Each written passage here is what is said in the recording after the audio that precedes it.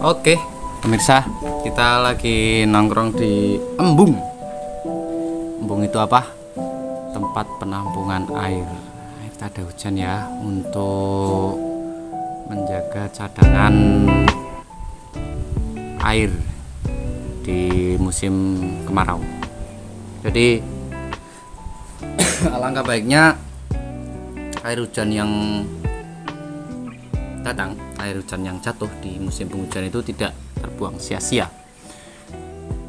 Sebaiknya dibuat tampungan semacam ini. Tapi ini cukup luas juga ya. Luasnya kalau nggak salah hampir mendekati seluas lapangan bola ya. Kurang lebih 3000-an meter persegi adalah.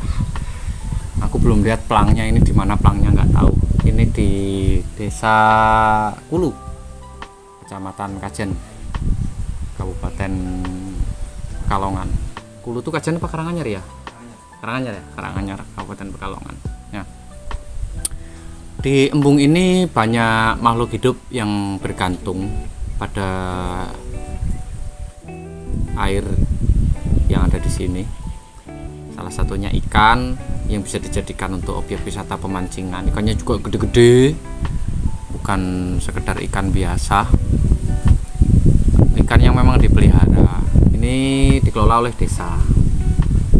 Nah, manusia juga bergantung dari sini untuk kelembaban udara, kelembaban tanah, terus kesehatan lingkungan juga, mempengaruhi cuaca dan iklim lingkungan sekitar.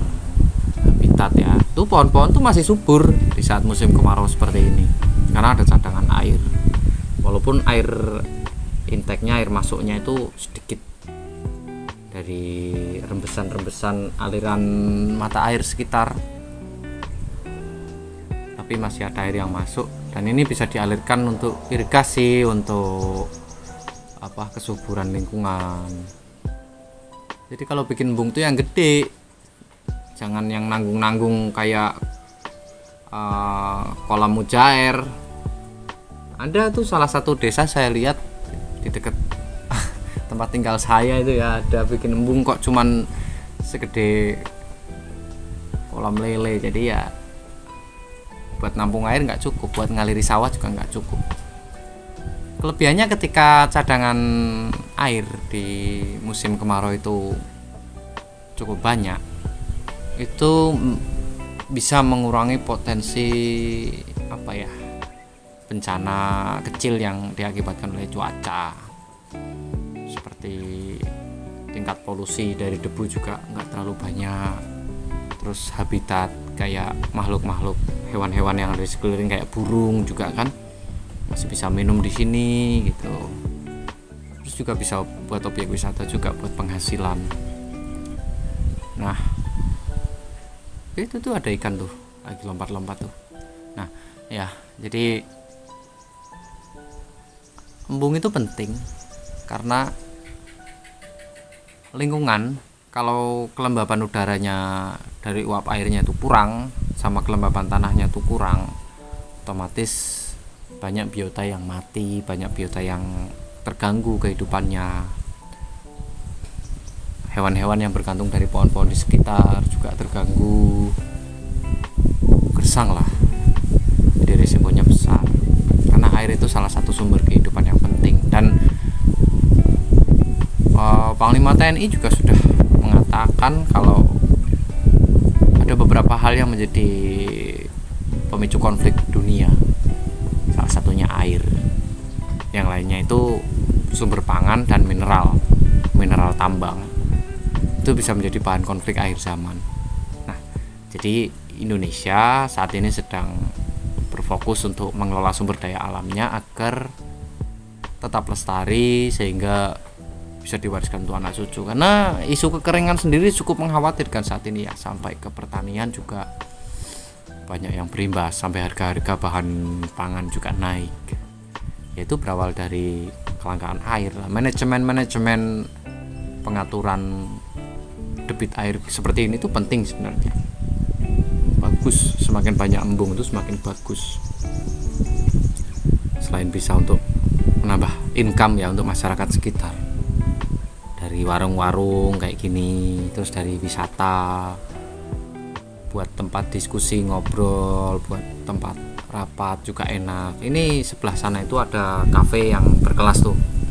Nah, itu kafe yang berkelas, formatnya seperti di Bali. Nah, yang kita tempati sekarang ini kafe yang merakyat. Jadi dari embung ini bisa menyatukan kelas ekonomi menengah ke bawah dan ekonomi menengah ke atas dalam satu frame, dalam satu ruang terbuka hijau. Jadi bisa mengurangi tingkat kestresan, bisa mengurai kejenuhan, biar nggak kentir ya, biar nggak edan. Nah, refreshing itu perlu, dan refreshing di embung itu tidak mahal pemirsa, tergantung budget. Mau ngeteh kelas rakyat ya di warung yang sebelah sini, mau ngopi yang kelas pejabat ya di kafe yang sebelah sana. Itu tidak diberikan pilihan. Jadi kalau di lingkungan saudara-saudara sekalian ada area yang cukup luas, ada sumber mata air, alangkah baiknya lebih baik dikelola seperti ini. Dan mikrobakteri juga ketergantungan dengan kelembapan. Mikrobakteri itu penting untuk alam. Biasanya kalau tempat perairan yang dihuni banyak ikan itu banyak mikroba yang baik,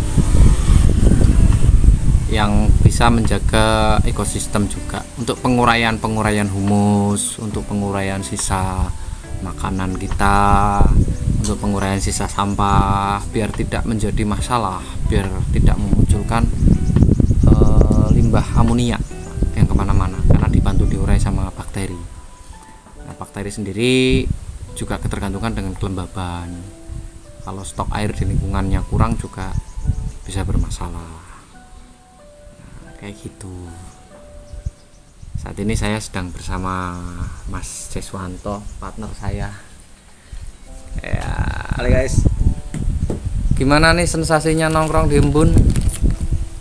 Embung ya, bukan embun. Iya. Kalau embun itu di pagi hari, di daun-daun sekitaran rumah itu masih kalau di kampung itu kan tidak bercampur dengan polusi dari kendaraan-kendaraan yang lalu lalang kayak di kota, di Jakarta. Rasanya tuh sensasinya ya, terutama kayak sekarang nih mungkin di lapangan di sekitar situ ya, ada di tempat-tempat terbuka itu terik, panas. Hari ini mungkin tidak cukup panas, tidak sepanas yang 2 hari yang lalu. Tapi kalau duduk di sini tuh silir-silir, rasanya tuh gimana ya, ngantuk gitu, sensasinya tuh netralisir. Nah, terlebih kalau sekarang nih aku lagi ada deadline pekerjaan, itu relax sekali di sini tuh, mikirnya tuh bisa cering-cering gitu ya, tajam ya. Oh, yang ini begini dan seterusnya. Jadi dalam waktu yang singkat ini bisa menghasilkan result pekerjaan yang cukup banyak lah progresnya. Jadi kalau mungkin kita kalau di kantor ya dibatasi dengan ruangan yang sempit, kubikel hanya sebatas satu meja untuk satu orang gitu ya, dikelilingkan orang-orang dengan muka-muka yang stres begitu. Kalau di sini wah nyaman gitu, sangat enak sekali gitu. Nah, kita tetap bisa terhubung dengan mereka yang di kantor gitu, dengan teknologi komunikasi yang sekarang online gitu kan, ya sangat nyaman. Dan mereka kalau tak kasih lihat suasana di sini gitu, terutama teman-teman tuh di sana rata-rata ngomongnya, wah enak banget kamu bisa kerja di tempat seperti itu gitu. Jadi sebenarnya tempat seperti ini tuh banyak didambakan sama teman-teman yang biasa kerja di kota, dengan hiruk pikuk kotanya yang seperti itu. Itu kan jadi tren lagi ya. Kalau orang kampung itu ya wisatanya ke kota, lihat gedung-gedung pencakar langit itu, mereka gedung tinggi banget gitu. Kalau orang kota itu udah biasa di gedung yang tinggi, udah jenuh gitu, terus lihat seperti ini alam yang masih hijau gitu. Ya kalau aku sendiri tuh orang kota yang orang desa yang sok kota gitu kan. Jadi ya gimana ya, maunya di kampung aja gitu, enak di kampung gitu.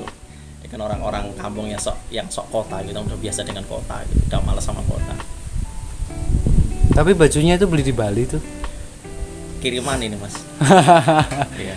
Mentang-mentang sebelahnya kafe yang format Bali ya, pakainya baju harus Bali juga Iya ya. nggak sengaja sih sebenarnya. Biar Ini- kelihatan orang sana nyasar ke sini gitu ya. Ya kemarin kan ceritanya itu teman-teman kantor itu gathering ke sana ke Bali, terus aku nitip oleh-oleh gitu. Tolong beliin dong yang khas dari sana apa gitu, yang nggak basi. Nah, dapatnya kaos begini. Lumayan ya. Ya lumayan alhamdulillah. Gitu. Itu lumayan mahal kalau beli sendiri ke sana. Oh, harga aku nggak tahu lah, pokoknya aku dikasih gitu. Ya mungkin mahal, nanti kalau aku punya duit cukup buat ke sana, nanti kita ke sana lah. Iya. Jadi buat teman-teman pecinta lingkungan, jangan lupa terus jaga ekosistem, jaga kestabilan alam, jangan mengganggu ekosistem, karena satu hal diganggu dari ekosistem maka komponen jaringan yang lain juga ikut terganggu dan habitat bisa rusak, dan yang akan merasakan dampaknya kita sendiri. Oleh karena itu mari cintai lingkungan dan rawatlah alam sebagai kebutuhan kita sendiri, karena kita yang akan menikmatinya. Bukan begitu Bang? Bukan, Bukan begitu Bang? bukan salah lagi. Oke, siap bye. Terima kasih sudah menyimak.